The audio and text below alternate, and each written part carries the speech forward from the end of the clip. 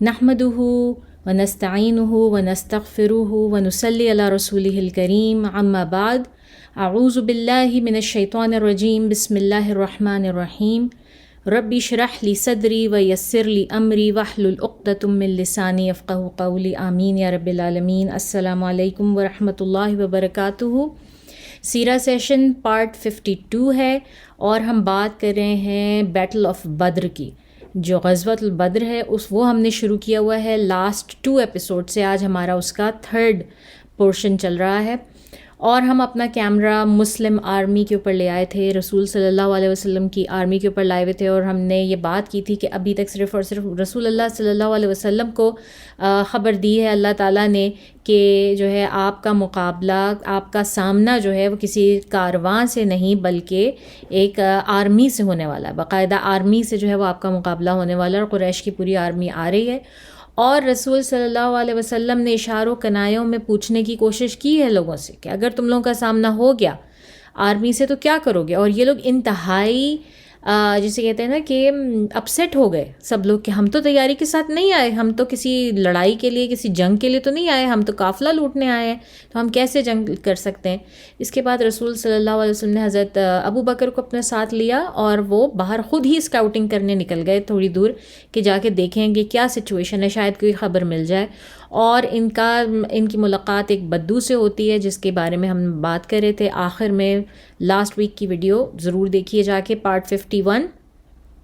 اور جب اس میں یہ بات ہوئی تو انہوں نے جو ہے وہ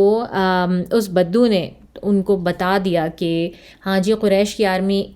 مطلب اس دن کو نکلی ہے وہاں سے، وہ اس وقت تک یہاں تک پہنچ چکی ہوگی اور اس وقت تک جو ہے وہ بدر تک پہنچ جائے گی۔ اور نہ صرف یہ بلکہ اس بدو نے رسول صلی اللہ علیہ وسلم کے بارے میں بھی صحیح بالکل بتایا کہ مسلمان جو ہیں وہ مدینہ سے اس دن نکلے ہیں اور اس وقت اس مقام پر وہ موجود ہوں گے، اگر وہ اس اسپیڈ سے چل رہے ہیں تو وہ یہاں پر موجود ہوں گے اس وقت۔ اور اس کی انفارمیشن بالکل صحیح تھی۔ اس طرح واپس آئے رسول صلی اللہ علیہ وسلم، تو آ کے اب جو ہے وہ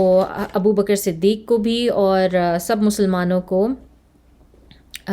مطلب ایک طرح سے، ابو بکر صدیق رضی اللہ تعالیٰ عنہ تو پہلے بھی ان کی بات پر ایمان لاتے تھے، مگر اب انہیں بھی یقین ہو گیا کہ واقعی ہمارا سامنا آرمی سے ہونے والا ہے۔ اب جب واپس آتے ہیں تو رسول صلی اللہ علیہ وسلم جو ہے نا وہ اب یہ سوچ رہے ہیں کہ کیا کیا جائے، اور آتے ساتھ ہی رسول صلی اللہ علیہ وسلم نماز کے لیے کھڑے ہو جاتے ہیں۔ نماز میں اپنے دونوں ہاتھ بلند کر کے اللہ تعالیٰ سے خوب دعا کرتے ہیں کہ یا اللہ یہ سب کیا ہو رہا ہے۔ اور وہ دعا کر رہے ہیں، نماز پڑھ رہے ہیں تو ان کو جیسے باہر بہت زیادہ شور و غل سنائی دیتا ہے، جیسے باہر کچھ ہو رہا ہے، کچھ ہیپننگ ہو رہی ہے، بہت لوگوں کی آوازیں آ رہی ہیں اور چیخنے چلانے کی۔ تو وہ اپنی نماز ختم کر کے باہر آتے ہیں تو دیکھتے ہیں کہ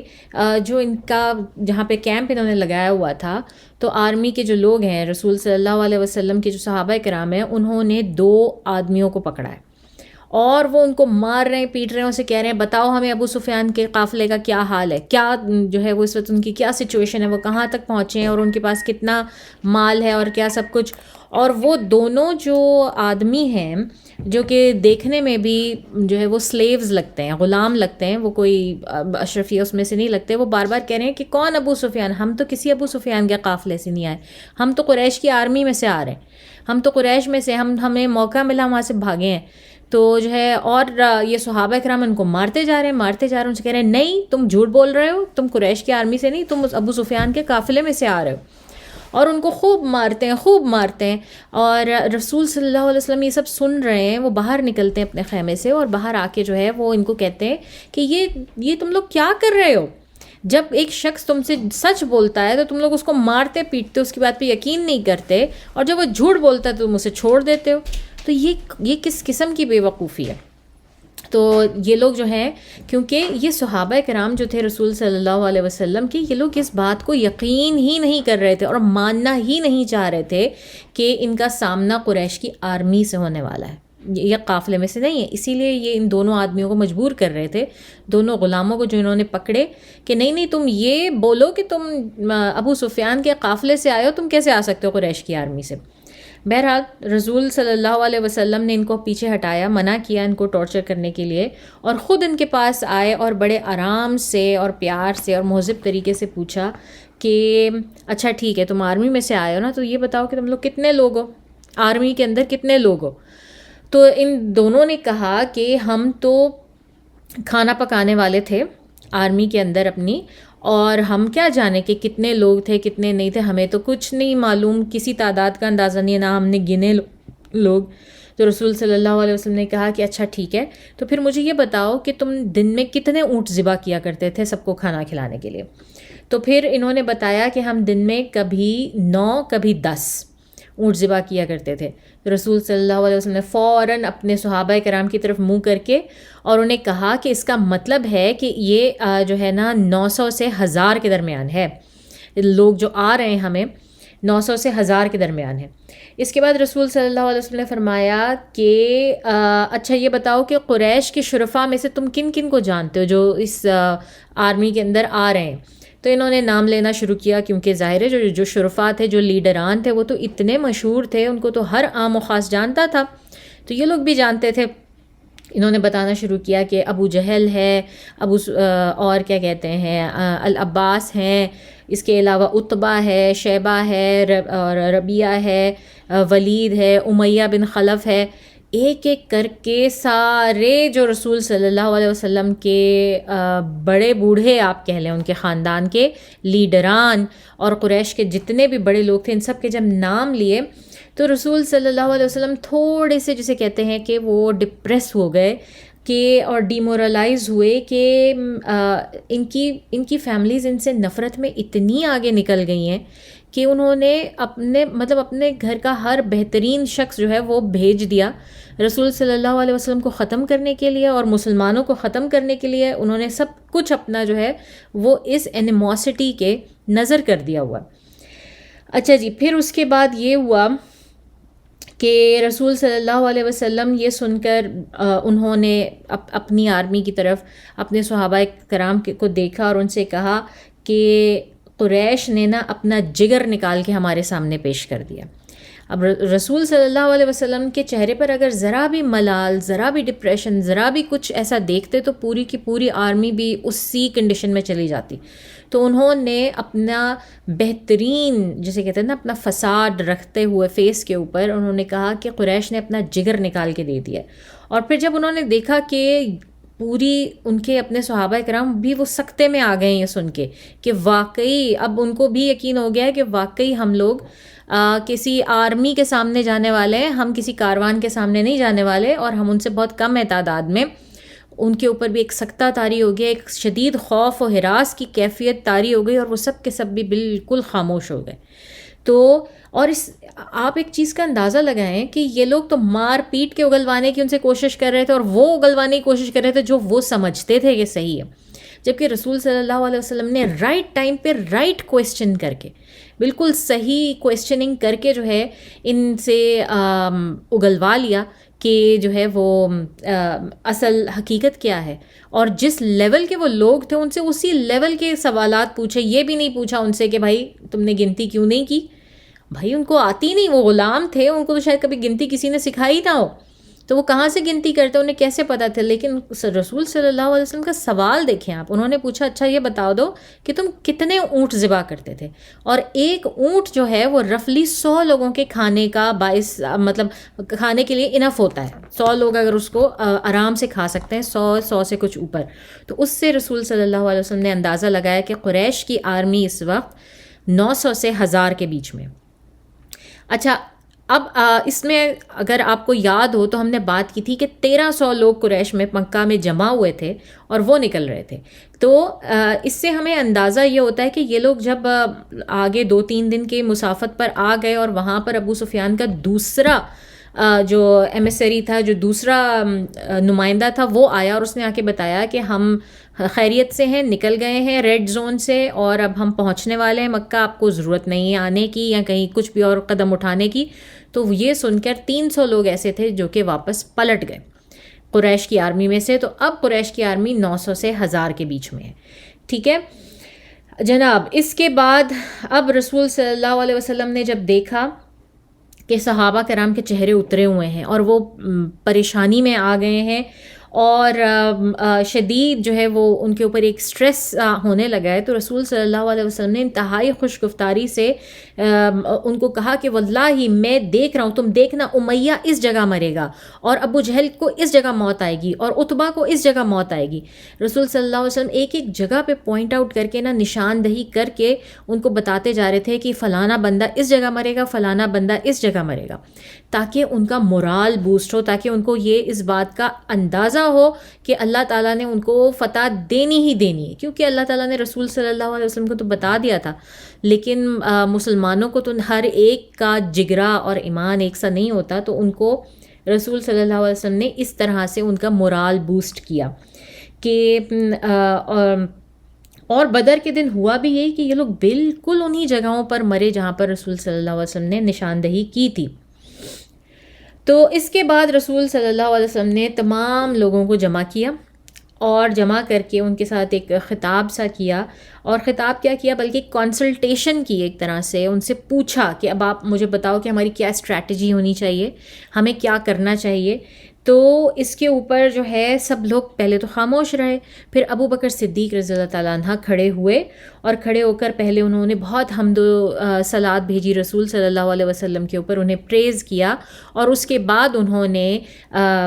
بتایا کہ یا رسول اللہ صلی اللہ علیہ وسلم، آپ کو اللہ نے جو حکم دیا ہے وہ آپ کیجئے، ہم آپ کے پیچھے، ہم آپ کے ساتھ ہیں، ہم پیچھے نہیں ہٹیں گے. تو جس پر رسول صلی اللہ علیہ وسلم نے ان کا شکریہ ادا کیا، ان کی تعریف کی اور ان کو اور وہ بیٹھ گئے. پھر رسول صلی اللہ علیہ وسلم نے اپنا سوال دہرایا، تو اچھا اور میرے ساتھیوں تم لوگ کیا سمجھتے ہو کہ کیا کرنا چاہیے ہمیں اور ہم کس طرح اس سچویشن سے نمٹیں. اس بار حضرت عمر رضی اللہ تعالیٰ عنہ کھڑے ہوئے اور انہوں نے بھی حضرت ابو بکر صدیق رضی اللہ تعالیٰ عنہ کی طرح یہی کہا. ان پہلے صلاۃ و سلام بھیجا رسول صلی اللہ علیہ وسلم پر، ان کو پھر یقین دلایا کہ آپ بالکل فکر نہ کیجیے، ہم آپ کے ساتھ ہیں، آپ جہاں جائیں جس طرح سے بھی آپ جو ہے وہ لڑیں گے، جس طرح سے آپ ہمیں استعمال کرنا چاہیں آپ کر سکتے ہیں، ہمیں کوئی اعتراض نہیں ہوگا. اور رسول صلی اللہ علیہ وسلم نے وہی کیا، ان کی بھی مدح سرائی کی، ان کا شکریہ ادا کیا. اس کے بعد جو ہے وہ المقداد بن عمر رضی اللہ تعالیٰ عنہ، یہ بھی قریشی تھے اور مہاجرون میں سے تھے، یہ کھڑے ہوئے اور انہوں نے بہت ہی ایلوکوینٹ ایک اسپیچ سی دی رسول صلی اللہ علیہ وسلم کی سوال کے جواب میں. انہوں نے کہا یا رسول اللہ صلی اللہ علیہ وسلم،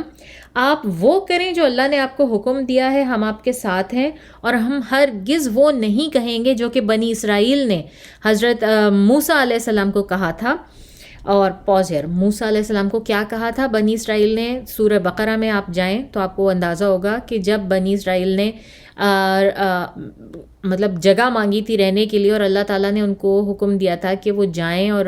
وہاں پر انٹر ہوں، مگر جس جگہ پر وہ ان کو جو جگہ دی گئی وہاں پر ایملکائٹس ایک قوم تھی جو کہ بہت دراز قد، بہت ہی مضبوط اور بہت ہی جنگجو قسم کے لوگ تھے، بہت اسٹرانگ. تو ان کے ساتھ ان کو لڑنا پڑنا تھا. اور پھر وہاں پہ جو ہے تو جب ان کو بنی اسرائیل کو پتہ چلا تو انہوں نے کہا کہ بھائی موسیٰ علیہ السلام کو کہا کہ آپ اور آپ کا خدا جا کے لڑیں اور ہم تو یہاں بیٹھیں. بنی اسرائیل نے یہ جواب دیا تھا اپنے اسٹینڈنگ رسول کو. تو رسول صلی اللہ علیہ وسلم کو اس سے زیادہ ایلیکوینٹ کوئی بات ہو ہی نہیں سکتی تھی جو مقداد بن عمر نے کہی کہ ہم وہ نہیں کہیں گے جو بنی اسرائیل نے کہا، موسیٰ کے ساتھ کہا کہ تم اور تمہارا خدا جاؤ اور ان سے لڑو، ہم مقابلہ نہیں کر سکتے، بلکہ ہم یہ کہیں گے کہ آپ صلی اللہ علیہ وسلم آگے بڑھیں، ہم آپ کے پیچھے کھڑے ہیں، آپ چاہے ہمیں دنیا کے دوسرے کونے پر لے جائیں، ہم آپ کے پیچھے چلیں گے یہاں تک کہ اللہ اپنی حجت تمام نہ کر دے. You can't be more eloquent than that. یہ بہت ہی زبردست جواب تھا جو مقداد بن عمر نے کیا تھا. اور یہ تینوں جو ہیں یہ قریش کے مہاجرین تھے اور مکہ سے ان کا تعلق تھا. یہ تینوں اپنی بات کر کے بیٹھ گئے. رسول صلی اللہ علیہ وسلم نے ان کو بہت پذیرائی دی، ان کا شکریہ ادا کیا اور یہ بیٹھ گئے. مگر چوتھی دفعہ پھر رسول صلی اللہ علیہ وسلم نے سوال دہرایا کہ اور کیا کیا جا سکتا ہے، تو پھر اب کیا کیا جائے اس سچویشن میں. اب جب چوتھی بار یہ سوال دوبارہ آیا تو اس بار سعد بن معاذ کھڑے ہوئے. سعد بن معاذ کون ہے؟ یہ وہ ڈی فیکٹو لیڈر تھے مدینہ میں اور یہ بہت ینگ بھی تھے، بہت کریجیس تھے. مصعب بن عمیر کے ہاتھوں پر ایمان لائے تھے، اور یہ انصاریوں کے لیڈر تھے. ہم نے بات کی تھی کہ اس قافلے میں چھوٹا سا یہ جو مسلمانوں کی ایک آرمی سی ترتیب پائی تھی، اس میں انصار کا بڑا حصہ شامل تھا. تو سعد بن معاذ کون ہے؟ ان کو یاد رکھنے کے لیے، یہ وہ ہیں جن کی شہادت پر اللہ تعالیٰ کا عرش ہل گیا تھا. ٹھیک ہے، اور یہ اس کے بعد جو ہے وہ اور انہوں نے بھی ایک انتہائی ایلوکوینٹ اسپیچ دی جو کہ ریکارڈڈ ہے کمپلیٹلی، اور وہ کچھ اس طرح سے تھی کہ انصاریوں نے وعدہ کیا تھا کہ ہم رسول صلی اللہ علیہ وسلم کی حفاظت ایسے ہی کریں گے جیسے کہ اپنی بیوی بچوں کی، اپنے گھروں کی حفاظت کرتے ہیں، اور اس میں اوفینسو یا اٹیکنگ وار کی کوئی شق شامل نہیں تھی جب بیت العقبہ ہوا تھا. ٹھیک ہے، اس لیے رسول صلی اللہ علیہ وسلم اپنا سوال دہرا رہے تھے کہ وہ انصاریوں سے بار بار اصل میں وہ یہ پوچھنا چاہ رہے تھے کہ آپ لوگوں کے اوپر تو کسی قسم کی کوئی وہ نہیں ہے، مطلب آپ کا فرض نہیں ہے اس وار میں شامل ہونا، کیونکہ یہ اوفینسو، اب یہ اٹیکنگ جو ہے وہ ہو جائے گی اور یہ باقاعدہ وار ہو جائے گی، اور اس کے بارے میں تو ہم نے بات نہیں کی تھی، اس کے بارے میں تو جو ہے وہ کوئی شک نہیں تھی. تو رسول صلی اللہ علیہ وسلم انصاریوں کا جو اسٹینڈس اس کے اوپر دیکھنا چاہ رہے تھے کہ وہ کیا سوچتے ہیں، ان کی کیا ذہنیت ہے. تو وہ کسی بھی طرح سے فورسفلی جو ہے وہ انصار مدینہ کو اپنے پیچھے لڑنے کا نہیں کہہ سکتے تھے until and unless کہ وہ خود سے والنٹیئر کریں اور وہ خود سے لڑنا چاہیں. تو اس کے بعد جب یہ کھڑے ہوتے ہیں سعد بن معاذ، تو یہ کہتے ہیں کہ رسول صلی اللہ علیہ وسلم، میرا خیال ہے کہ آپ کا اشارہ جو ہے نا وہ ہم انصار کی طرف ہے، آپ ہماری رسپانس کا، ہمارے جواب کا انتظار کر رہے ہیں. تو رسول صلی اللہ علیہ وسلم نے کہا نام، کہ ہاں بالکل ایسا ہی ہے. تو سعد بن معاذ نے کہا آمنا و صدقتنا، یعنی کہ یا رسول اللہ، ہم آپ پر ایمان لائے پوری سچائی کے ساتھ اور آپ پر بھروسہ کیا، اور ہم شہادت دیتے ہیں کہ آپ جس چیز کے ساتھ آئے ہیں وہ حق ہے، اور ہم نے آپ کو اپنے وعدے اور عہد دیے ہیں کہ ہم آپ کو سنیں گے اور آپ کی مانیں گے. اور انہوں نے یاد دلایا ہم نے آپ کو اوبے کرنے کا وعدہ کیا ہے، تو رسول اللہ صلی اللہ علیہ وسلم آپ آگے بڑھیں جس طرح آپ مناسب سمجھیں، اور ہم آپ کے ساتھ ہیں. میں قسم کھاتا ہوں اس رب کی جس نے آپ کو سچائی کے ساتھ بھیجا ہے کہ اگر آپ ہمیں سمندر میں اترنے کا کہیں گے تو ہم اپنے گھوڑے دوڑاتے آپ کے پیچھے وہاں پہ بھی چلے جائیں گے، اور ہم خوف زدہ نہیں کل دشمن کا سامنا کرنے پر، اور آپ ہمارا صبر اور بہادری دیکھیں گے دوران جنگ. انشاءاللہ لا الہ الا اللہ، اللہ آپ کو دکھائے گا ہمارے ذریعے سے وہ جس سے آپ کو راحت محسوس ہوگی. سو آپ آگے بڑھیں، علی برکت اللہ، اللہ کے حکم اور برکت سے ہم آپ کے ساتھ ہیں. اور جب سعد بن معاذ نے یہ اتنا ایلوکوینٹ جواب دیا تو رسول صلی اللہ علیہ وسلم کا چہرہ ایسے جگمگا اٹھا اور کھل اٹھا جیسے 14ویں کا چاند ہو. ہر کسی نے رسول صلی اللہ علیہ وسلم کا چہرے سے وہ خوشی پھوٹتی ہوئی جو ہے وہ دیکھی، اور ان کو اب یقین ہو گیا، اب ان کی بات پر رسول صلی اللہ علیہ وسلم کو یقین ہو گیا کہ وہ واقعی لڑنے جا رہے ہیں، اور سب لوگ لڑنے جا رہے ہیں، کوئی پیچھے نہیں ہٹے گا، اور سب ان کے ساتھ ہیں.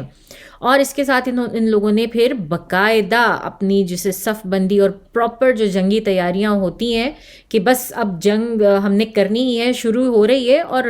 اس وقت تک جو قریش کی جو فوجیں تھیں نا وہ بھی بدر کے میدان کے باہر تک پہنچ چکی ہوئی تھیں، اتنا وہ قریب آ گئے تھے. ٹھیک ہے، اور یہ باتیں جو ہم کر رہے ہیں نا یہ سمجھیں یہ 16ویں رمضان کی ہیں، کیونکہ 17 رمضان کو بدر کی جنگ شروع ہوتی ہے. تو یہ سب کچھ جو ہو رہا ہے جس کے ہم ڈیٹیل میں ذکر کر رہے ہیں یہ سب کچھ 16 رمضان کو ہو رہا ہے. ٹھیک ہے، تو اس کے بعد اب یہ سارا کچھ جب رسول صلی اللہ علیہ وسلم نے میک شور کر لیا کہ مطلب میرے ساتھی کہیں نہیں جا رہے، اور ان سب کو پتہ چل گیا کہ ہاں ہماری جو ہے وہ جنگ ہونے لگی ہے، تو اس کے بعد جو ہے وہ رسول صلی اللہ علیہ وسلم نے ایک گروپ سا بنایا، مطلب گروپنگ کی، جو آپ کے فوج میں جو رینکس ہوتے ہیں، جو فلینکس بناتے ہیں، بٹالینز بناتے ہیں، وہ رسول صلی اللہ علیہ وسلم نے وہ کام کیا. ٹھیک ہے، اور ایک جو گروپ تھا سینٹر میں، مطلب 3 گروپس میں انہوں نے وہ اپنی پوری فوج ڈیوائڈ کر دی، یا 3 فلینکس بنا دیے. اور سفید جھنڈا جو ہے وہ مصعب بن عمیر کے ہاتھ میں دیا گیا جو کہ مین جھنڈا تھا، اور اس کے علاوہ الگ جھنڈے تھے ہر گروپ کے، ٹھیک ہے. اور رائٹ سائڈ کے اوپر مہاجرون تھے، رسول صلی اللہ علیہ وسلم کے دائیں ہاتھ کے اوپر سارے مہاجرون تھے جن کی کمان علی بن ابی طالب رضی اللہ تعالیٰ عنہ کے ہاتھ میں دی تھی. لیفٹ سائڈ پر سارے جو ہے انہوں نے انصار تھے اور ان کی کمان سعد بن معاذ کے ہاتھ میں دی گئی. اور جو سینٹر تھا بیک اپ گروپ جو ہے ایک بنایا رسول صلی اللہ علیہ وسلم نے، ان گروپس کے علاوہ ایک بیک اپ گروپ بنایا کہ اگر ان میں سے کوئی پسپا ہو رہا ہو تو وہ جا کے ان کی مدد کریں. اس کی کمان قیس ابن سع کے ہاتھ میں دی گئی. اور یہ رسول صلی اللہ علیہ وسلم نے، آپ دیکھیں کہ یہ ڈویژن بھی جو ہے نا وہ کلچرلی ایتھنکلی کی ہے لٹرلی، کہ جو مہاجرون تھے ان کا سردار ان میں سے ہی بنایا. علی بن ابی طالب ان میں سب سے نوبل، سب سے اوپر مہاجرون کے سرداروں میں سے. اسی طرح سعد بن معاذ سب سے نوبل، سب سے مطلب ابھی ہم نے ان کی بات سنی، وہ انصار کے سرداران میں سے تھے، تو ان کا انصار کا سردار ان کو بنایا. اور ہم لوگ بھی اصل میں سمجھتے ہیں، اور یہ ہیومن نیچر ہے، یہ فطرہ ہے. اور رسول صلی اللہ علیہ وسلم اپنی پیک پر تھے، انسانوں کو ان کی اسکلز اور ان کی فطرہ کے مطابق ٹریٹ کرنے میں نا رسول صلی اللہ علیہ وسلم کا کوئی ثانی نہیں تھا. اور ہم اس کی بار بار مثالیں دیکھتے ہیں کہ وہ کام ہر اس شخص کو دیتے ہیں جو اس میں بہترین اور ماہر ثابت ہو سکتا ہے، ٹھیک ہے. ان کو معلوم ہوتا ہے کہ اس بندے میں یہ اسکل ہے، اس کی یہ پہنچ ہے، یہ یہاں تک یہ کر سکتا ہے، تو اس کو ہی وہ ڈیوٹی دیتے ہیں رسول صلی اللہ علیہ وسلم. اور پھر یہ سوچنا کہ نہیں جی سب کا لیول برابر ہے، یہ بھی صحیح نہیں ہے، کیونکہ اللہ تعالیٰ نے خود جو ہے وہ کچھ لوگوں کو کچھ پہ برتری دی ہے، اور اس کو ماننا ہمارے لیے سب کے لیے بہتر ہے. اگر ہم اس کو نہیں مانتے تو ہم ایک طرح سے جو ہے وہ ایک ایروگنس میں آ جاتے ہیں. اگر ہم اللہ تعالیٰ نے کسی شخص کو کسی معاملے میں برتری دی ہے اور ہم اس کو نہیں مانتے، تو یہ ہم اللہ تعالیٰ کے سامنے جو ہے نا وہ ایروگنسی دکھا رہے ہیں، اپنا تکبر دکھا رہے ہیں. تو اس وجہ سے اس کو ماننا ہے. حضرت علی رضی اللہ تعالیٰ عنہ بہترین ہیں، ان کے خاندان میں رسول صلی اللہ علیہ وسلم خود جو ہے وہ پوری آرمی کو لیڈ کر رہے ہیں، لیکن انہوں نے جو فلینکس بنائے ہیں اس میں مہاجرون کی لیڈرشپ جو ہے وہ علی رضی اللہ تعالیٰ عنہ کے ہاتھ میں دی ہے، ٹھیک ہے نا. تو پرچم لہرانے والے بھی جو ہیں وہ بھی سب سے ان کا بھی بہترین مقام ہے. اور جو پرچم لہرانے والا ہوتا تھا اس دور میں جب جنگیں ہوا کرتی تھیں، اس کی اہمیت بہت زیادہ تھی، بہت اس کی اہمیت ہوتی تھی، کیونکہ پرچم جو ہے نا وہ آپ کا سمبل ہوتا تھا، آپ کی عزت کا اور آپ کے وقار کا ایک سمبل ہوتا تھا. اس کے علاوہ آپ کی جیت اور ہار اس پہ بڑا ڈیپینڈ کرتی تھی کہ اگر پرچم گر گیا ہے، چاہے وہ گر کے اٹھا بھی لیا گیا ہے، لیکن وہ گر گیا ہے تو وہ سمجھا جاتا تھا کہ یہ مطلب یہ ہارنے والی آرمی ہے، یا ان کے ساتھ کوئی مسئلہ ہو گیا یا کچھ ہے اس وجہ سے. تو پرچم جو پکڑنے والا شخص ہوتا تھا اس کی بہت آنرری کنڈیشن ہوتی تھی، لیکن وہ بہت زیادہ نشانے پہ ہوتا تھا دشمنوں کے، کیونکہ دشمنوں کو یہی ہوتا تھا کہ پہلے اس کو مارو، پرچم گرا دو تو ان کا مورال جو ہے پوری کی پوری آرمی کا وہ خود ہی ختم ہو جائے گا، وہ خود ہی ان کا جو ہے پورا وہ ڈیگریڈ ہو جائیں گے، ان کو سمجھ نہیں آئے گا کہ یہ کیا ہو رہا تھا، تو ان کا مورال گر جائے گا. اس وجہ سے وہ پرچم جو پکڑنے والا تھا اس کی بہت ٹف جاب ہوتی تھی. اور پھر اس لیے بہت ٹف ہوتی تھی کہ وہ ایک ہاتھ سے امپیئرڈ ہو جاتا تھا، ایک ہاتھ میں تو اس نے پرچم پکڑا ہوا ہے، اس سے تو وہ لڑ نہیں سکتا، اس سے وہ ہتھیار نہیں اٹھا سکتا، تو اس کا دوسرا ہاتھ جو ایک ہی ہاتھ سے وہ لڑ سکتا تھا، اسی ہاتھ سے اس کو اپنے آپ کو ڈیفینڈ بھی کرنا ہے، پرچم کو بھی ڈیفینڈ کرنا ہے. تو بہت مشکل جسے کہیں آپ کے یہ پوزیشن تھی. اور پھر یہ کہ پرچم ضروری کیوں تھا؟ پرچم ضروری اس لیے تھا کہ اس دور میں نہ تو کوئی اس طرح کے انار چلتے تھے کہ جی میں اگر سینٹر میں کھڑے ہوئے ہیں آپ ایک جگہ اور آپ نے وہ چلایا، فلیئر سا چلایا، اور فلیئر سے لوگوں کو پتہ چل گیا او ہماری آرمی اور ہمارے بڑے لیڈران سارے یہاں موجود ہیں، یا کوئی ہیڈ فونز یا اتنے بڑے بڑے فونز، یا آپ کے پاس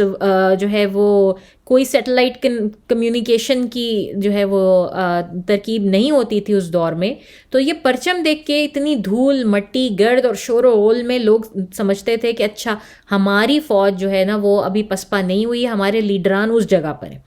اور وہاں پر ہم اکٹھے ہو رہے ہیں اور وہاں سے ابھی ہم لڑ رہے ہیں اور ہم لڑتے جا رہے ہیں، ہم پسپا نہیں ہو رہے. تو یہ تمام فوجیوں کے لیے بہت ہی ضروری یہ چیز ہوتی ہے جو پرچم ہوتا تھا. ٹھیک ہے. اور وہ بھی رسول صلی اللہ علیہ وسلم نے اس وقت کے بہترین جو جن کی ایز استاد ہونے کی، جن کی داعی ہونے کی مشہوری ہے، جن کو پہلے رسول صلی اللہ علیہ وسلم نے مدینہ بھیجا کہ جا کے، اور وہ باعث بنے اتنے سارے لوگوں کا انکلوڈنگ سعد بن معاذ، ان سب کا اسلام قبول کروانے کا باعث بنے، اور پھر رسول صلی اللہ علیہ وسلم کی ہجرت کا باعث بنے مدینہ میں، وہ مصعب بن عمیر تھے. ان کے ہاتھ میں یہ پرچم دیا گیا. یہ سفید رنگ کا جھنڈا تھا، اور ہم دیکھتے رہیں گے ہر اس میں رسول صلی اللہ علیہ وسلم کا کوئی خاص جھنڈا ہوتا تھا، مگر اس کا ایک رنگ نہیں ہوتا تھا. کبھی یہ کالا ہوتا تھا، کبھی سفید ہوتا تھا، یہ بدلتے رہتے تھے. تو جناب کیمپ 16 رمضان کو کیا، اور بدر کے بالکل آؤٹ سکرٹس کے اوپر یہ لوگ ہیں، یہ وہاں پر انہوں نے کیمپ کیا ہوا ہے، ابھی بدر کے اندر نہیں پہنچے. اچھا بدر کس طرح کا ہے، یہ میرے پاس اس کی ایک چھوٹی سی تصویر ہے، لیکن میں اس کو آپ کو ڈیٹیل میں دکھاؤں گی. میں اس کو جب پوسٹ کروں گی تو آپ اس میں دیکھ سکیں گے. اگر آپ یہ دیکھیں تو یہ بدر کا ہے، اور آپ دیکھ سکتے ہیں کہ اس کے چاروں طرف جو ہے وہ پہاڑ نظر آ رہے ہیں، اور بیچ میں ایک میدان ہے. اس میدان کو بدر کا میدان کہا جاتا ہے.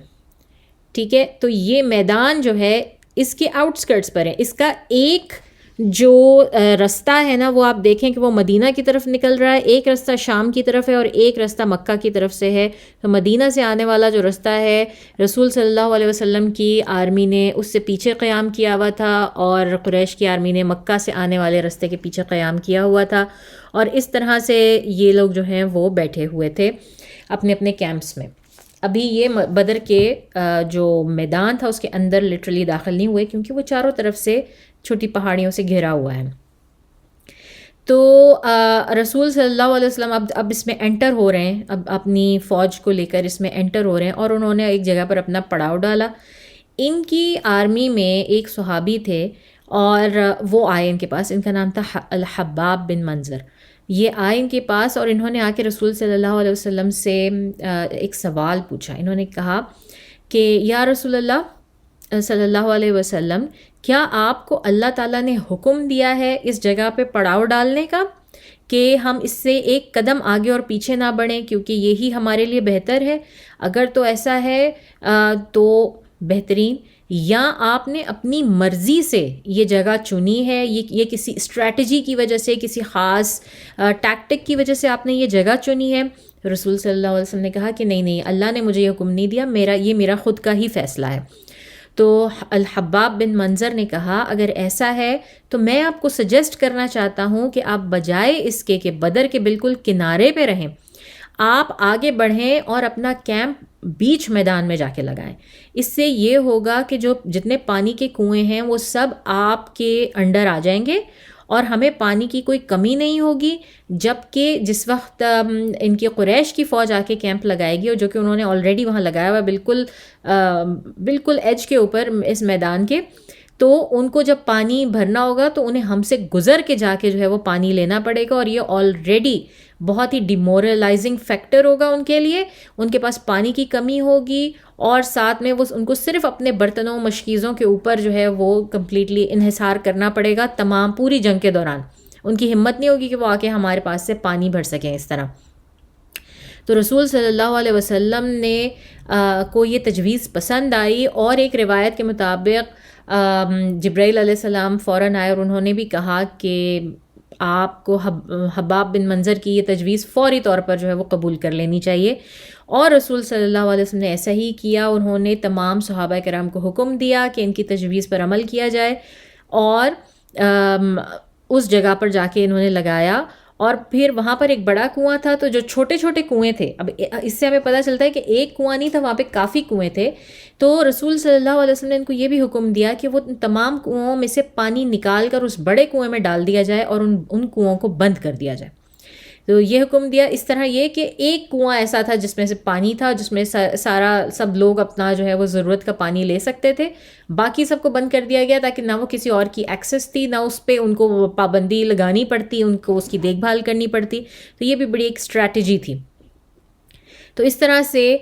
جو ہے وہ مسلمانوں نے اپنا کیمپ لگایا. اب وہاں کیمپ لگا کے پھر مسلمانوں نے، صحابہ کرام نے کہا کہ یا رسول اللہ، ہم آپ کو تو ایسے بیچ میں آ کے فائٹ نہیں کرنے دیں گے، ہم چاہتے ہیں کہ ہم آپ کے لیے ایک خیمہ بنا دیں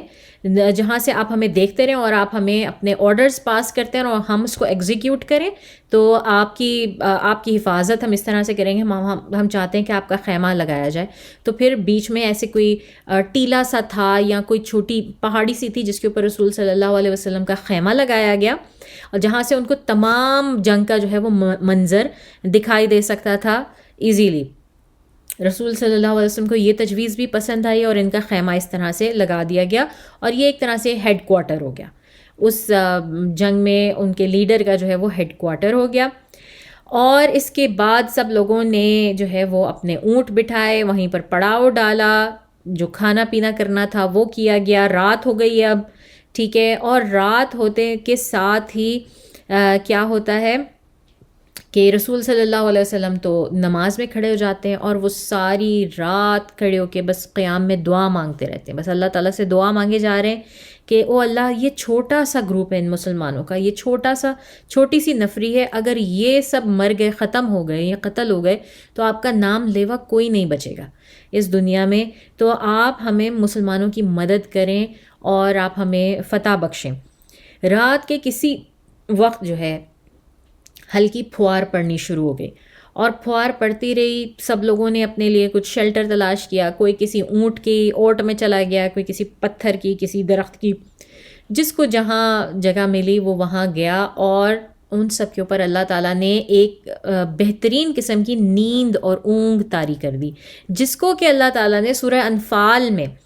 اور ہم بار بار اس چیز کی بات کر رہے ہیں کہ آپ سورہ انفال پڑھیں. جب ہم یہ بدر کا قصہ کر رہے ہیں تو آپ کے ساتھ سورہ انفال پڑھیں. پوری سورہ انفال جو ہے وہ بدر کے متعلق ہے، جنگ بدر کے متعلق ہے، پوری کی پوری سورہ انفال. تو سورہ انفال کی آیت نمبر 11 ہے، اور اس کا ترجمہ میں آپ کو بتاتی ہوں. جب اس نے تمہاری تسکین کے لیے اپنی طرف سے تمہیں نیند کی چادر اڑا دی اور تم پر آسمان سے پانی برسایا تاکہ تم کو اس سے پاک کر دے اور شیطانی نجاست کو تم سے دور کر دے اور تمہارے دلوں کو مضبوط کر دے اور تمہارے پاؤں جما دے. اللہ تعالیٰ یہ سچویشن بھی بتا رہے ہیں، اور نہ صرف سچویشن بتا رہے ہیں بلکہ اس کی وجہ بھی بتا رہے ہیں کہ پانی کیوں برسایا. اللہ تعالیٰ نے اس پھوار کا پانی کیوں برسایا؟ تاکہ ایک تو ان کے اوپر ایک سکونت طاری ہو گئی. آپ امیجن کریں، اگر آپ کا کل امتحان ہے، کوئی آپ کچھ پڑھ رہے ہیں، کسی یونیورسٹی میں ہیں یا کسی جگہ آپ نے کوئی ایگزام دینا ہے، آپ کو ساری رات نیند نہیں آتی پریشانی کے معاملے میں. اگر آپ سو بھی جائیں، آپ کے دماغ میں وہ کویسچنز چل رہے ہوتے ہیں. میں تو اپنے میتھ کے کویسچنز بھی حل کر رہی ہوتی تھی سوتے ہوئے، اور نیند مجھے کبھی نہیں آتی اگر میرا نیکسٹ ڈے کوئی، بلکہ ایگزام تو ایک بڑی چیز ہے. اگر مجھے صبح اٹھ کے جلدی کوئی میں نے کمٹمنٹ کی ہوئی ہے، کوئی اپوائنٹمنٹ ہے، اس کے لیے جانا ہے، تو اتنی بار بار آنکھ کھل رہی ہوتی ہے رات کو کہ ہائی ٹائم تو نہیں ہو گیا، مجھے جانا تھا. مطلب ہم یہ کرتے رہتے ہیں. اور یہاں پر آپ دیکھیں کہ کیا ہو رہا ہے. ان لوگوں کے سروں پہ چھتیں نہیں ہیں، یہ کسی بستروں میں نہیں ہیں، ان کے کوئی نرم گرم بستر نہیں ہے. یہ جس حالت میں کھلے میدانوں میں پڑے ہوئے، ان کے اوپر ہلکی ہلکی پھوار پڑ رہی ہے، اور اللہ تعالیٰ نے ان کو ایسی نیند دی ہے کہ یہ بے سدھ سوئے ہیں. حضرت علی رضی اللہ تعالیٰ عنہ کا جو ہے وہ اس ضمن میں حدیث ہے ان کی کہ کاش تم لوگ ہمیں دیکھتے بدر کی رات کو، ہم سب ایسے سو رہے تھے کہ جیسے کبھی جاگیں گے ہی نہیں. یہاں تک کہ صبح فجر کے وقت رسول صلی اللہ علیہ وسلم نے آ کے ہمیں ایک ایک کو اٹھایا ہلا ہلا کے کہ اٹھو فجر کا وقت ہو گیا. یہ رسول صلی اللہ علیہ وسلم وہ جاگ رہے تھے اور وہ ان سب کو اٹھا رہے تھے، اور یہ سب بے سدھ سوئے پڑے تھے، اور ان کے اوپر اتنی بڑی آرمی ان کے سر کے اوپر بیٹھی ہوئی جس نے ان کو مارنا ہے اگلے، اور ان کی لڑائی ہونی ہے. اور یہ ان کا حال تھا تسکین کا. یہ ہے وہ تسکین، وہ پیس جو کہ ہر کسی کے نصیب میں نہیں ہوتا. اور یہ واقعی اللہ کی مطلب دین ہے. یہ کسی کو ملتا ہے کہ ہر طرح کی حالت میں اور ہر طرح کی سچویشن میں، ہر طرح کے محل وقوع میں وہ اتنے آرام سے ایڈجسٹ کر جائیں، اور اللہ تعالیٰ ان کے اوپر اتنی سکونت ڈال دیں کہ وہ وہاں پر ان کو نیند بھی آ رہی ہے، وہ سارا کچھ ان کی لائف میں کوئی چینج نہیں آ رہا، وہ اپنا کام کرتے جا رہے ہیں. تو یہ بھی ایک معجزہ ہے. پھر یہ بارش کیوں کی اللہ تعالیٰ نے، یہ پھوار کیوں کی؟ ہم کو معلوم ہے کہ اگر آپ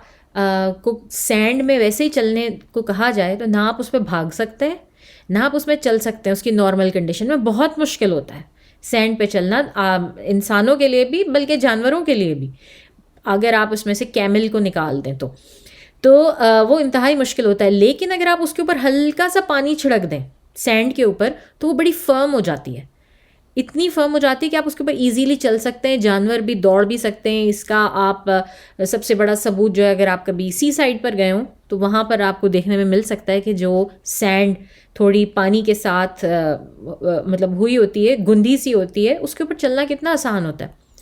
اور یہ بھی کہا جاتا ہے کہ دوسری سائڈ پہ جہاں پہ قریش تھے وہاں پر ڈاؤن پور ہوا رین کا, بہت زیادہ وہاں پر بارش ہوئی.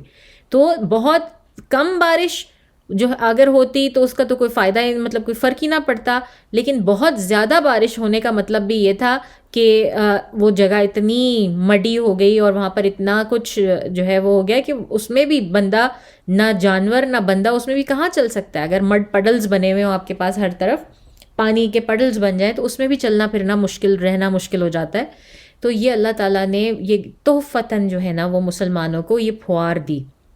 جس کا ذکر اس طرح سے قرآن میں بھی کیا گیا کہ اس کے 3 فائدے بتائے گئے کہ ایک تو تمہارے دل مضبوط ہو جائے, تم لوگوں کے اوپر سے شیطانی نجاست دور ہو جائے, اور تمہارے پاؤں جم جائیں. تو علی بن ابی طالب کا جیسے میں نے آپ کو بتایا کہ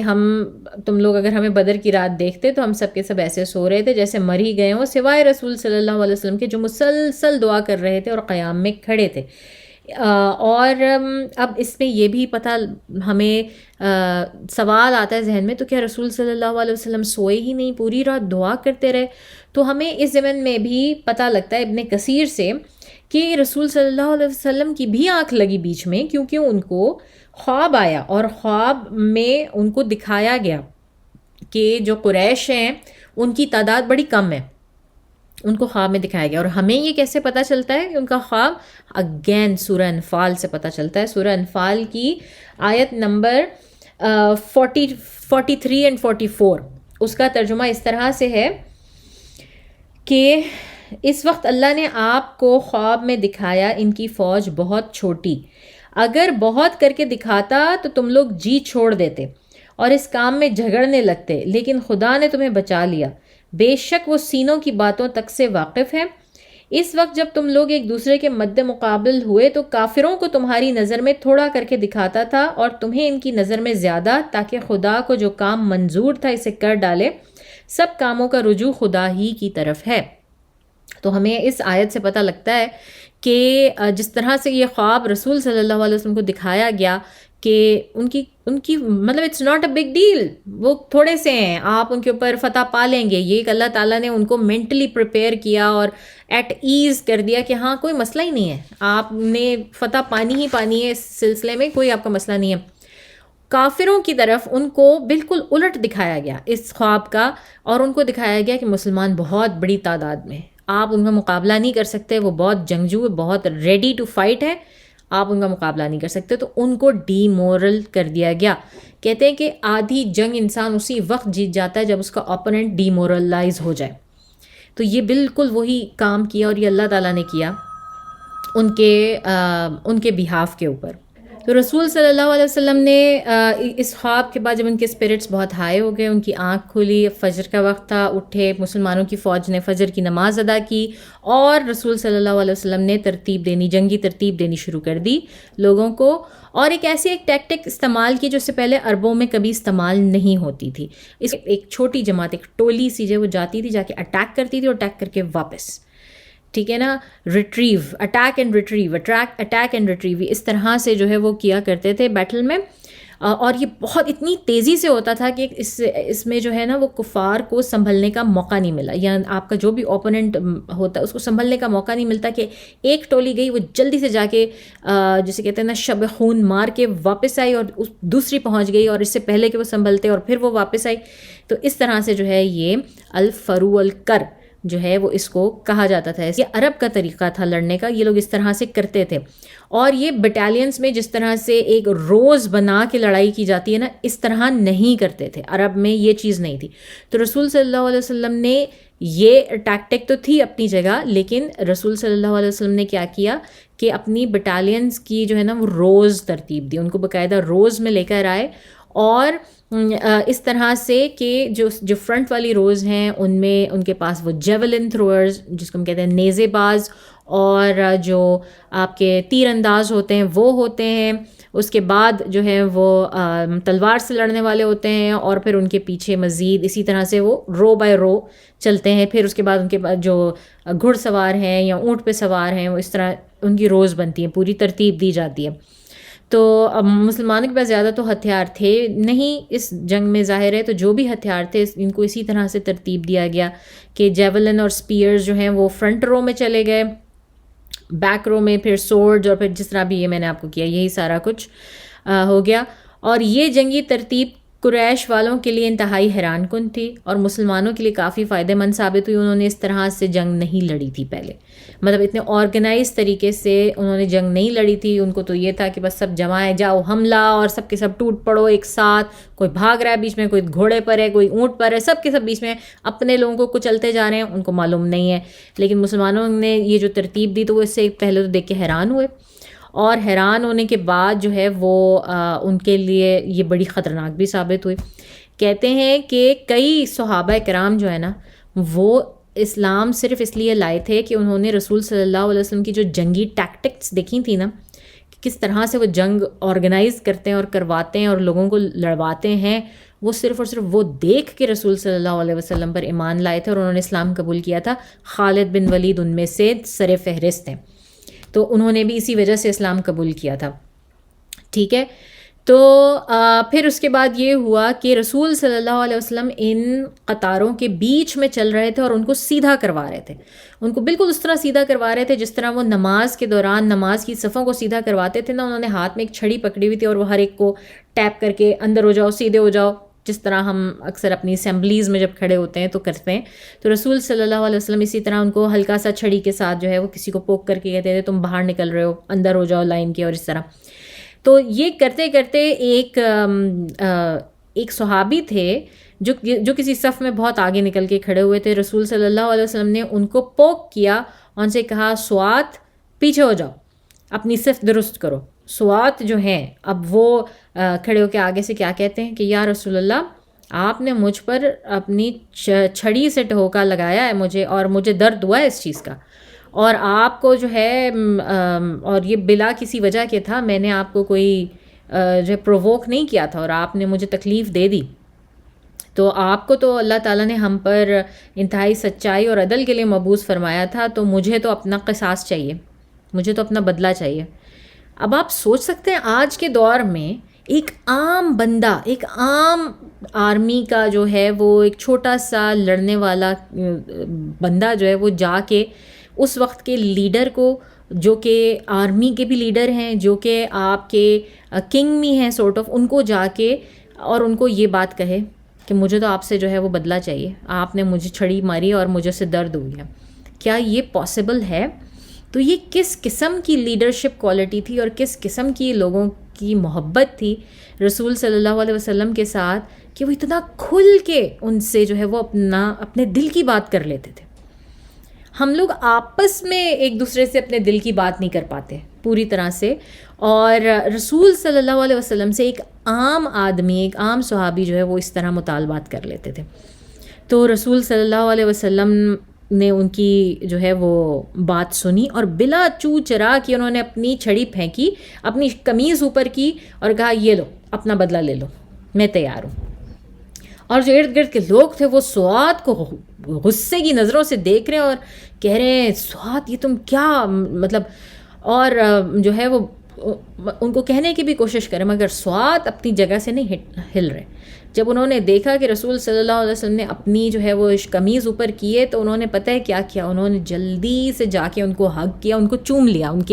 ان کا جو پیٹ تھا، ان کا جو حصہ تھا جو نظر آ رہا تھا جسم کا، ان کا جسد مبارک، اس کو چوم لیا اور ان کو زور سے ہگ کر لیا. تو رسول صلی اللہ علیہ وسلم نے کہا او سعاد یہ کیا کیا ہے تم نے، میں تو سمجھا تم نے اپنا بدلہ لینا ہے، یہ کیا کیا ہے. تو سعاد رضی اللہ تعالیٰ عنہ کہنے لگے کہ یا رسول اللہ ہمیں نہیں معلوم کہ ہم اس جنگ سے زندہ لوٹیں گے یا نہیں لوٹیں گے، لیکن میں چاہتا تھا کہ آخری چیز، اگر میری موت لکھی ہے، میری شہادت ہو جانی ہے اس جنگ میں، تو آخری چیز جو ہو نا وہ یہ کہ میں نے آپ کے جسد مبارک کو، مطلب میرا جسم اس سے مس ہوا ہو. تو جو ہے مجھے بس یہ چاہیے تھا، اس وجہ سے میں نے ایسے کیا. تو خیر رسول صلی اللہ علیہ وسلم نے اس کو بہت دعا دی، بہت برکت کی دعا دی، بہت زیادہ جو ہے وہ دعائیں دیں، اور آف کورس ان کی ڈیتھ نہیں ہوئی اس جنگ میں، یا ان کی شہادت نہیں ہوئی. رحمت و برکت کی دعا دی، اور جو ہے اس کے بعد یہ واپس اپنے اس میں یہ چھوٹی چھوٹی چیزیں جو انسان کو انسان بناتی ہیں، اور رسول صلی اللہ علیہ وسلم کی ہیومینٹی اس میں ہمیں نظر آتی ہے. اور پھر یہ نظر آتا ہے کہ اللہ کی شریعت کے آگے آقا، غلام، عام و خاص سب لوگ ایک سطح پر ہیں. اللہ تعالیٰ کی شریعت میں اور اس کے حکم کے آگے جو ہے وہ سب لوگ ایک سطح پر ہیں، اس میں کوئی کسی کے بارے میں وہ نہیں ہے. اور یہ اپنی زندگی سے پریکٹیکل اگزامپل جو ہے وہ رسول صلی اللہ علیہ وسلم دے رہے ہیں.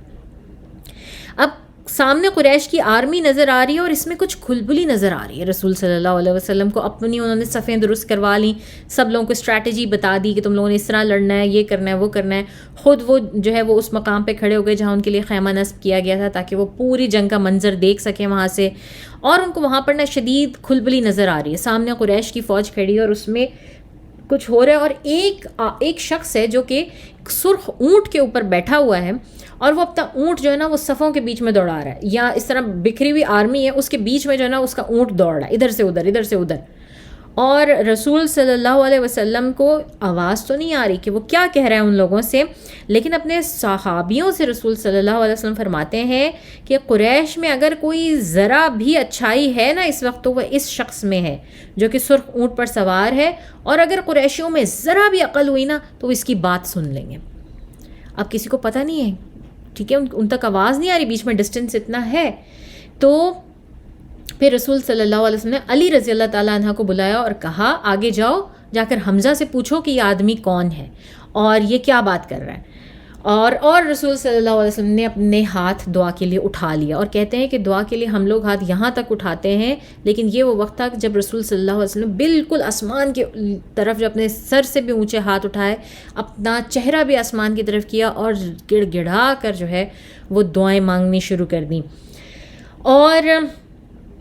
اللہ یہ قریش ہیں، یہ آپ کے خلاف اکٹھے ہو کر آئے ہیں، یہ اپنے غرور اور تکبر میں اتنے کہ یہ آپ کو للکار رہے ہیں، یہ آپ کو چیلنج کر رہے ہیں یا اللہ،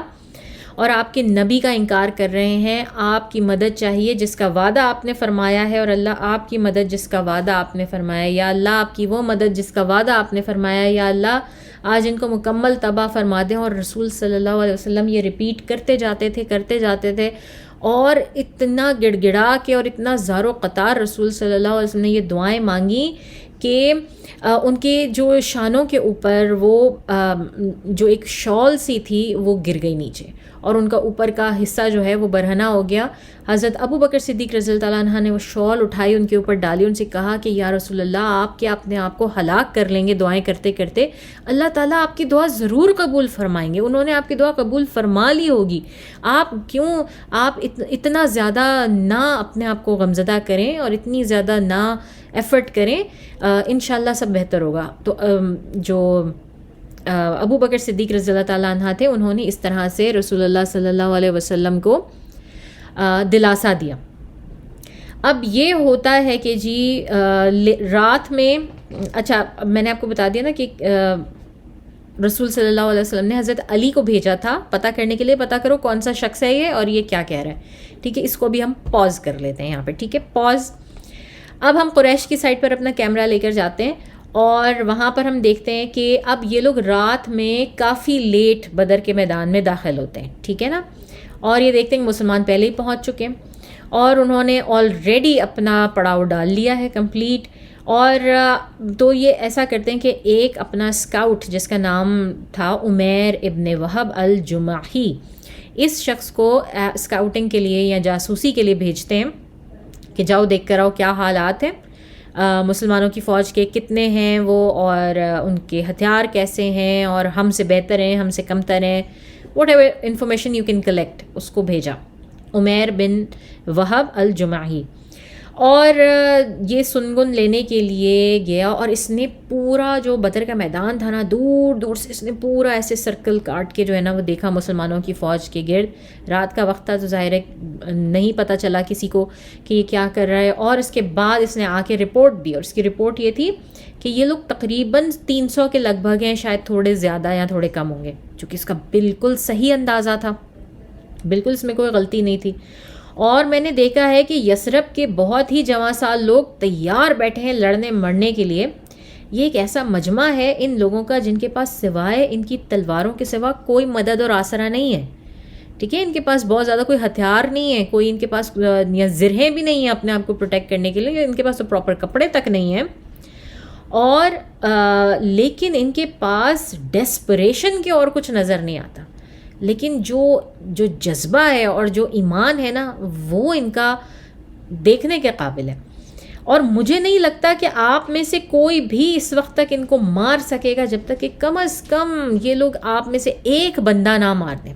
کم از کم یہ لوگ ایک بندہ ماریں گے آپ کا جب آپ کی ہمت ہوگی ان کے اوپر ان تک پہنچنے کی. ٹھیک ہے, تو اور اگر آپ میں سے 300 لوگ بھی مر جائیں گے, یہ جو عمیر بن جمحی ہے یہ اپنا وہ دے رہا ہے, تجزیہ دے رہا ہے کہ اگر ان میں سے ایک بندہ آپ کے ایک بندے کو بھی مار کے مرتا ہے اور آپ لوگ 300 مر جائیں گے تو سوچیں کہ وہ شاید پوری فوج ختم ہو جائے لیکن آپ کی بھی اس میں کوئی جیت نہیں ہونے والی, آپ جیت نہیں سکیں گے. ٹھیک ہے, جو کہ 1/3 بن جائے گا آپ کی فوج میں سے, تو آپ کو کیا اس میں ملے گا, اس لڑائی میں آپ کو کیا ملے گا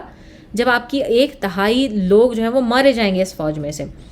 تو آپ جو چاہیں کریں, میں نے آپ کو بتا دیا جو بتانا تھا, اور یہ میرا آنیسٹ اوپینین ہے. ان کے پاس ویپنز نہیں ہیں, نفری نہیں ہے, گھوڑے اور سامان نہیں, زرہیں کچھ بھی نہیں ہے, لیکن ان میں ایمان اور جذبہ اتنا زیادہ ہے اور بہادری اتنی زیادہ ہے کیونکہ سب لوگوں کو پتہ تھا مہاجرون چاہے اتنے فائٹر نہ ہوں لیکن یہ جو انصار تھے یہ لوگ تو تھے ہی ایک عرصے سے لڑائی میں ہی ماہر تھے, یہ لڑائیاں ہی کرتے جا رہے تھے, آپس میں جنگیں ہی کرتے جا رہے تھے, تو یہ تو ماہر تھے, جنگجو تھے آلریڈی. تو جو آنیسٹ چیز اس نے دیکھی وہ آ کے بتا دی. تو ابو جہل جو ہے وہ ابو جہل, تو اس نے کہا کہ میں نے تمہیں اس کام کے لیے تو نہیں, میں نے تم سے تمہارا اوپینین تو نہیں مانگا, میں نے تو تمہیں جس کام کے لیے بھیجا تھا بس جاؤ چپ کر کے وہ کر کے آؤ, مجھے نہ اپنے تجزیے دو, نہ مجھے تمہاری رائے چاہیے, نہ مجھے تمہارا مشورہ چاہیے, تو بس جو اپنا کام ہے وہ کر کے آؤ. وہ جس طرح سے روڈلی ہر ایک کے ساتھ بیہیو کرتا تھا اس نے اس کے ساتھ بھی یہی کیا اور نہیں سنی اس کی بات. ٹھیک ہے, اب ان میں سے ہم نے بات کی تھی کہ 300 لوگ کٹ گئے تھے, 1300 میں سے اب یہ 1000 بچ گئے ہیں تقریباً. لیکن ان 1000 میں بھی ایسے کئی لوگ تھے جو کہ نہیں چاہتے تھے, جنگ کرنا ہی نہیں چاہتے تھے, کیونکہ سامنے والی فوج میں ان کا کوئی بھائی شامل ہے, ان کا بیٹا شامل ہے, کسی کا باپ شامل ہے, کسی کا چاچا ماتا آیا, سب اپنے رشتہ دار شامل ہیں. بہت سارے ایسے لوگ تھے. ان لوگوں میں ایک تھے حکیم بن حزام, ٹھیک ہے,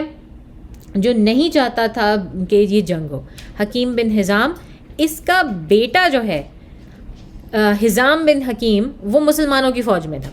اسی طرح حضرت عباس رضی اللہ تعالیٰ عنہ جو اس وقت تک اسلام نہیں لائے تھے, ہم جانتے ہیں کہ وہ بھی اس فوج کے اندر شامل تھے. اور بھی ایسے کئی لوگ شامل تھے جو کہ لڑنا نہیں چاہتے تھے. ولید کے بڑے بیٹے, خالد بن ولید کے بڑے بھائی تھے اس میں, جو کہ لڑنا نہیں جانتے تھے کہ دوسری سائڈ پر ہمیں اپنے باپ کو مارنا پڑ سکتا ہے. حضرت ابو بکر صدیق عبداللہ بن ابو بکر جو ہیں وہ آئے تھے قریش کی طرف سے, اور ابو بکر صدیق جو ہیں وہ مسلمانوں کی فوج میں تھے. تو اس طرح باپ بیٹے کا آمنا سامنا ہو سکتا تھا. اور ایسے بھی جو ہے وہ صحابہ کرام تھے جن کو اپنے اتنے قریبی رشتہ داروں کو مارنا پڑا اس جنگ میں, جو کہ ہم آگے دیکھیں گے سنیں گے. تو حکیم بن حزام کا بیٹا ایک صحابی ہے جو مسلمانوں کے ساتھ ہے, ان کا نام ہے حزام بن حکیم بن حزم. یہ تو ان کا نام اس طرح ہے کہ حکیم بن حزام اور ان کا بیٹا حزام بن حکیم. تو خیر, حکیم بن حزام جو ہے نا یہ عتبہ بن ربیعہ کے پاس گیا. اب عتبہ کون سا شخص ہے؟ یہ وہ شخص ہے جو کہ شروع سے جنگ کی مخالفت کر رہا ہے, بعد میں کہ کسی طرح سے جو ہے وہ ابو جہل پیچھے ہٹ جائے اور اس جنگ کے لیے آگے نہ بڑھے. اور یہ عتبہ کے پاس گیا اور عتبہ کو اس نے جا کے کہا اور راضی کیا کہ کسی طرح سے کوئی ایسا معاہدہ کر لو یا کچھ ایسا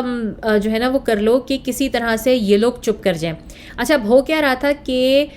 حضرمی جو عمر بن الحضرمی جو شخص مارا گیا تھا نا سریۃ النخلہ میں، یاد ہے آپ لوگوں کو کچھ عرصے پہلے ہم نے بات کی تھی، رسول صلی اللہ علیہ وسلم نے اسکاؤٹنگ کے لیے ایک مشن بھیجا تھا اور انہوں نے جا کے جو ہے وہ رجب کے آخری دنوں میں اس ایک قریشی کو مار دیا تھا اور قافلہ لے آئے تھے لوٹ کے. تو یہ وہ شخص جو تھا، اس کے جو ورثاء تھے، اس کی جو فیملی تھی، وہ بہت آگے بڑھ بڑھ کے نعرے لگا رہے تھے اور بول رہے تھے کہ ہمیں تو بدلہ چاہیے، ہمیں اپنے بھائی کے خون کا بدلہ چاہیے، اور ہمیں قصاص بھی نہیں ملا اور ہمیں کچھ بھی نہیں ہوا. اور ہوتا کیا ہے گینگ مینٹیلٹی میں، آگے پیچھے چاہے انہوں نے اس شخص کی کبھی زندگی میں شکل بھی نہ دیکھی ہو، کبھی اس سے ملے نہیں، کبھی اس سے بات نہیں کی ہو اور اس سے کوئی لینا دینا نہیں ہو، لیکن جب ایسا وقت آتا ہے تو وہ سارے کے سارے ایک ہو جاتے ہیں اور کھڑے ہو جاتے ہیں لڑنے کے لیے. تو یہ وہی بات تھی کہ یہ لوگ سب کھڑے ہو کے نا نعرے بازیاں کر رہے تھے اور ابو جہل ان کو بیک اپ کرنے والا کہ ہاں ہاں بالکل ہم تو اس لیے آئے ہیں کہ ہمارے ساتھ ناانصافی ہوئی ہے تو اب ہم تو اس کا بدلہ لینے کے لیے آئے ہیں، جو آج کل بھی ہو رہا ہے، آپ لوگوں کو پتہ ہی ہے، مجھ سے زیادہ پتہ ہے. تو عتبہ نے کیا کیا کہ یہ ان لوگوں کے پاس گیا، اس کے بھائی کے پاس گیا، حضرمی کا جو بھائی تھا اس کے پاس گیا جو شخص مرا تھا، کہ عتبہ نے کہا کہ اگر یہ خون تم لوگوں کو خون بہا مل جائے تو کیا تم لوگ یہ خون ریزی روک دو گے؟ ٹھیک ہے. تو اور وہ لوگ ذرا اس کی بات سن کے تھوڑا سا خاموش ہو گئے. اور پھر اس کے بعد جو ہے وہ عتبہ نے دوبارہ کہا کہ دیکھو اگر یہ خون ریزی رک سکتی ہے کہ اگر میں تم لوگوں کو جو ہے وہ پوری کی پوری خون بہا کی رقم ادا کر دوں، تمہارا جو شخص مرا ہے اس کا قصاص یا اس کی جو خون بہا کی جو رقم ہے وہ پوری کی پوری میں اپنے پلے سے ادا کرنے کے لیے تیار ہوں. اگر میں وہ کر دوں تو تم لوگ کیا خاموش ہو جاؤ گے؟ یہ جو تم لوگوں نے بینرزم اور نعرے بازی مارنی شروع کی ہوئی ہے یہ سب چھوڑ دو گے اور ابو جہل کو کہو گے کہ بس اب یہ روک دے، یہ جنگ روک دے، یہ آگے نہ بڑھے. تو عتبہ نے حضرمی کے عزیز و اقربا تھے ان کو جمع کیا اور ان کو مخاطب ہوا اور کہا کہ دیکھو میں تیار ہوں حضرمی کا خون بہا دینے کے لیے، تو پلیز خون کا بدلہ لینے کا مطالبہ نہ کرو اور لوگوں کو جنگ کی طرف نہ اکساؤ. حکیم نے بھی خود آ کر ان لوگوں سے کہا کہ لوگوں اس آدمی کی بات سنو اور مانو، دیکھو یہ صحیح کہہ رہا ہے. حکیم بن حزام جو ہے جو پہلے اس میں عتبہ کے پاس گیا تھا کہ یار کچھ کرو، روکو یہ جنگ. تو جب عتبہ نے ان کو جا کے یہ بات کی تو حکیم بن حزام بھی اس کی طرف سے گیا کہ دیکھو لوگوں سنو اس آدمی کو، سنو یہ کیا کہہ رہا ہے اور یہ اس وقت بالکل صحیح کہہ رہا ہے. اور اس وقت عتبہ نے بھی کہا کہ اگر تمہیں کوئی بزدلی کا تانا دے، اگر تمہیں یہ کہے کوئی کہ تم لوگ بزدل ہو اس وجہ سے بس خالی خون بہا لے کر اور سب جنگ بندی کرنے کا مطالبہ کر رہے ہو، تو ان کو کہنا کہ تم لوگ بزدل نہیں ہو، عتبہ بزدل ہو گیا. عتبہ نے تم لوگوں کو جو ہے یہ کہا ہے اور اس نے تمہیں وعدہ کیا ہے کہ وہ پورا قصاص تمہیں ادا کرے گا، اور جو ہے عتبہ بزدل ہو گیا. اچھا واللہ تم لوگوں کو کیا ملے گا اس آدمی کو پچھاڑ کر؟ اگر تم نے اس کو ہرا دیا تو تم اپنے ہی کسی بھائی بندو کسی رشتہ دار کو قتل کر رہے ہوگے، تو کیسا لگے گا تم لوگوں کو؟ اور کیا اچھا لگے گا کہ اپنے ہی رشتہ داروں کے قاتلوں میں پھر تمہارا بھی شمار ہوگا؟ اور اگر تم نہیں مارو گے تو تمہاری طرف سے کوئی اور آ کے ان کو مار دے گا، یا تم لوگ مارے جاؤ گے شاید ان کی طرف سے مارے جاؤ. تو ہم سب کو چلنا چاہیے یہاں سے اور محمد صلی اللہ علیہ وسلم کو اور باقی کے جو دوسرے عرب کے ان کو دوسرے عرب کے لوگوں پہ چھوڑ دینا چاہیے. یعنی کہ ہمیں اپنے ہی خاندان کے لوگوں سے اپنے ہاتھ نہیں گندے کرنے چاہیے، ان کا معاملہ دوسرے عربوں پہ چھوڑ دو کہ اگر وہ ان کو مار دیتے ہیں تو کم از کم یہ کریہ کام جو ہے یہ ہمارے ہاتھوں پر تو نہیں آئے گا نا، ان کا خون ہمارے ہاتھوں پر نہیں آئے گا. اور اگر محمد جیت جاتے ہیں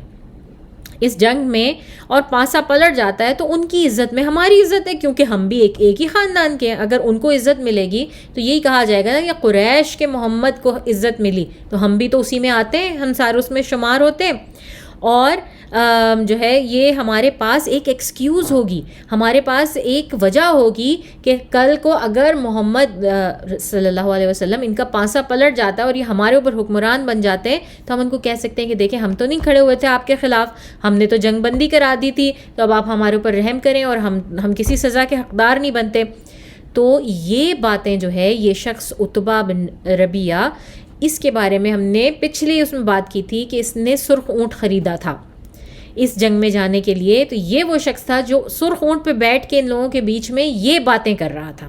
جو کہ رسول صلی اللہ علیہ وسلم نے دور سے دیکھ کر حضرت علی کو کہا تھا جا کے پتہ کرواؤ، اور حضرت حمزہ کو بھیجنے کا کیوں کہا تھا؟ کیونکہ حضرت حمزہ جو ہے وہ ذرا سینئر تھے اور ان سب کے دوستوں میں سے ان کی ایج گروپ کی کیٹیگری میں تھے، اور وہ جانتے تھے ایک ایک بندے کو، تو اس لیے وہ پہچان گئے تھے کہ یہ کون سا شخص ہے جو کہ سرخ اونٹ پر بیٹھا ہوا ہے اور وہ کیا بات کر رہا ہے. تو وہ یہ بات کر رہا تھا، عتبہ جو ہے وہ یہ جنگ بندی کی بات کر رہا تھا. اس کے لیے رسول صلی اللہ علیہ وسلم نے کہا تھا کہ اگر قریش میں ذرا بھی عقل ہوگی نا تو اس آدمی کی بات سن لیں گے. تو جناب یہ صفوں کے بیچ میں اس طرح سے آگے پیچھے دوڑ رہا تھا اور سب کو یہی کہہ رہا تھا کہ اگر کوئی تمہیں کہے کہ تم بزدل ہو گئے، کہنا نہیں تم بزدل نہیں ہو، عتبہ بزدل ہو گیا ہے، ٹھیک ہے، میرے اوپر بات ڈال دینا، مگر تم لوگ یہ کرو. اب جب یہ دیکھ کر نا حکیم بن حزام بڑا ہی خوش ہوا، جس نے پہلا یہ انیشیٹو لیا تھا جا کے اس جنگ کو بند کرانے کا. وہ انتہائی خوش ہوا اور وہ اتنا ایکسائٹیڈ ہوا، وہ اپنے ایکسائٹمنٹ میں فوراً ابو جہل کے پاس گیا جو کہ پریبلی آگے کی صفوں میں ہوگا، اور اسے کہا کہ دیکھو ابو جہل، دیکھو جو حضرمی کے جو رشتہ دار ہیں نا ان کو عتبہ نے جو ہے نا ان کے ساتھ کمٹ کر لیا ان کو خون بہا دینے کا، اور وہ اب جنگ بندی چاہتے ہیں، وہ نہیں چاہتے کہ لڑائی ہو، اس لیے تم بھی پیچھے ہٹ جاؤ. Let's not fight, let's not have a battle. Abu Jahl being Abu Jahl, ٹھیک ہے، اور اس نے ابو جہل انتہائی حقارت آمیز طریقے سے نا اس نے اس کو اوپر سے نیچے دیکھا، اور دیکھ کر جو ہے نا حکیم کو کہا عتبہ کو کوئی اور نہیں ملا تھا تم جیسے غلام کے علاوہ کہ کسی اور کو وہ یہ پیغام دے کے بھیج دیتا؟ یعنی کہ اس نے اس کی بات کو ڈسمس ہی کر دیا کہ مطلب تم کون ہوتے ہو نا، میں تو تمہیں اس قابل بھی نہیں سمجھتا کہ میں تمہاری بات سنوں، تم تو میرے سامنے تمہارا لیول ہی کوئی نہیں ہے. انتہائی تکبر کے ساتھ. اور حکیم بن حزام جو ہے وہ غصے میں آ گئے وہ بھی، اور اس نے کہا کہ میں اس کا کوئی غلام نہیں ہوں، یہ میرا بھی کہنا ہے، ہم سب یہی چاہتے ہیں. اب جب ابو جہل نے دیکھا کہ یہ 2-3 بڑے سرداران میں سے ہیں جو کہ فلپ کر رہے ہیں اور یہ لڑنا نہیں چاہ رہے، ان کے دماغ تبدیل ہو رہے ہیں، تو یہ گیا سیدھا حضرمی کے سگے بھائی کے پاس. جو ابو جہل ہے نا یہ حضرمی کے سگے بھائی کے پاس گیا. اس نے جا کر اس کو اس کی انا کو جو ہے نا وہ بوسٹ کرنا شروع کر دیا، یا اس کو شرم دلانی شروع کر دی کہ تمہیں کوئی شرم ورم ہے کہ نہیں، کہ تم اپنے سگے بھائی کی جان جو ہے وہ بیچ رہے ہو، تم اس کا خون بیچ رہے ہو، اور تم اس کا جو ہے قصاص لے لو گے اور بس چپ کر کے بیٹھ جاؤ گے، تم اس کا بدلہ نہیں لو گے. اور ان کی جاہلی حمیت اور غیرت اور سارا کچھ جو ہے، اور یہ لوگ بھی جو ہے وہ شدید جذبات میں آ گئے، حضرمی کے جو رشتہ دار تھے، اور یہ اپنی بات سے پھر گئے جو انہوں نے عتبہ کو کہی تھی. یہ اپنی بات سے پھر گئے اور دوبارہ جو ہے وہ واپس اپنے اس اسٹینڈ پر آ گئے کہ نہیں ہمیں تو بدلہ چاہیے، ہمیں تو خون کا بدلہ چاہیے، خون کا بدلہ چاہیے. پھر ابو جہل عتبہ کے پاس گیا اور عتبہ سے جا کے کہا کہ تم تو اصل میں ڈر گئے ہو، تم تو لڑنا نہیں چاہتے، تم انتہائی بزدل ہو. مسلمانوں کی فوج کے رینکس دیکھ کر اور ان کو، اور یہاں پر ہمیں اس بات سے پتہ لگتا ہے کہ اس وقت اللہ تعالیٰ ان کو مسلمانوں کی فوج بہت بڑی دکھا رہے تھے، حالانکہ ان کو ان کے اسکاؤٹ نے آ کے بتایا کہ بھائی وہ صرف 300 اور کچھ لوگ ہیں. اور مگر یہاں پر آپ دیکھیں کہ ابو جہل جو ہے وہ کیا تانا مار رہا ہے کہ تم مسلمانوں کی فوج اور ان کے رینکس دیکھ کے ڈر گئے ہو، شاید کہ وہ جو ہے وہ کہیں تمہیں کچل نہ ڈالیں اور یہ وہ نہ کر دیں. تو اللہ تعالیٰ سمتھنگ از ہیپننگ، اللہ تعالیٰ ان کو کچھ اور دکھا رہے ہیں، ٹھیک ہے. تو تم بزدل ہو گئے ہو. تو بیسکلی کہ اب عتبہ نے تو خود ہی کہا تھا کہ اگر تمہیں کوئی بزدلی کا تانا دے تم اس کو کہنا کہ عتبہ بزدل ہو گیا. لیکن اب جب یہ ابو جہل نے آ کے عتبہ کو کہا کہ اچھا تم بزدل ہو گئے ہو مسلمانوں کو دیکھ کے، تم لڑنا نہیں چاہ رہے، تم بھاگنا چاہ رہے ہو، اس لیے تم لوگوں کو بھی بھڑکا رہے ہو، تو یہ بھڑک اٹھا. یہ جاہلی حمیت الجاہلیہ جس کو قرآن میں بھی اللہ تعالیٰ نے کہا ہے، جاہل لوگوں کی انا جو ہے وہ آئی فوراً اوپر، اور اس نے جو ہے بہت غرا کر اور بہت زور سے جو ہے نا وہ ایک دم سے اس کا مائنڈ ایک طرح سے آپ کہتے ہیں فلپ کر گیا. اس نے کہا یہ آدمی یہ ابو جہل جو اپنا پچھواڑا بھی عورتوں کی خوشبو سے صاف کرتا ہے، یہ مجھے بزدلی کا تانا دیتا ہے، اور یہ دیکھ لے گا کہ اس جنگ میں کہ بزدل کون ہے اصل میں اور بہادر کون ہے. اور یہ اتنا زیادہ عتبہ جو ہے وہ بھڑک اٹھا. اس نے اسی وقت اپنے بھائی کو بلایا جو کہ شیبہ، ٹھیک ہے نا. شیبہ بن ربیعہ اس کا بھائی تھا، اور اس کا بیٹا الولید بن عتبہ. ان تینوں مطلب ان دونوں کو بلایا اور اس نے فیصلہ کیا کہ مبارزے میں سب سے پہلے سب سے آگے یہ جائیں گے تینوں. ٹھیک ہے. اب یہ تینوں مبارزہ کیا ہوتا ہے؟ مبارزہ یہ ہوتا ہے کہ جب جنگ سٹارٹ ہوتی ہے تو اس سے پہلے وہ اپنے کچھ بہت بڑے جنگجوؤں کو اور سرداران کو جو ہے وہ بھیجتے ہیں 1-on-1 لڑائی کے لیے. کشتی ہوتی ہے یا ان میں باقاعدہ تلواروں کے ساتھ مقابلہ ہوتا ہے. 1-on-1 فائٹ کے لیے بھیجا جاتا ہے مبارزے کے لیے، اور اکثر جنگ کا فیصلہ اس میں ہی ہو جاتا ہے اگر تو کسی طرف سے کوئی ان کا مین ڈیفیکٹو لیڈر آ جائے میدان میں اور وہ مر جائے تو پوری کی پوری جنگ ختم. ان کا جو ہے ویسے ہی ان کے اوپر تسلط ہو جائے گا دوسری فوج کا. تو کوشش کرتے ہیں لوگ کہ اس میں اپنے جو سپہ سالار ہے یا جو اپنا کنگ ہے اس کو نہیں بھیجتے ہیں مبارزے میں، بلکہ اپنے سیکنڈ بیسٹ یا اپنا کوئی بھی بیسٹ جنگجو جو ہوتا ہے اس کو بھیجتے ہیں. تو قریش کی طرف سے جب یہ مبارزے کے لیے یہ تینوں لوگ سامنے آ گئے، عتبہ، اس کا بھائی شیبہ اور اس کا بیٹا الولید بن عتبہ، یہ تینوں سامنے آ گئے وہاں سے. اور اب آپ یہ دیکھیں کہ عتبہ نے تو خود لوگوں کو چیخ چیخ کر کہا تھا کچھ دیر پہلے ہی کہ تم لوگ بزدلی کا تانا تمہیں کوئی دے تو مجھے کہہ دینا بزدل ہے، مگر پھر بھی وہ جو جہالت تھی، وہ جو غیرت تھی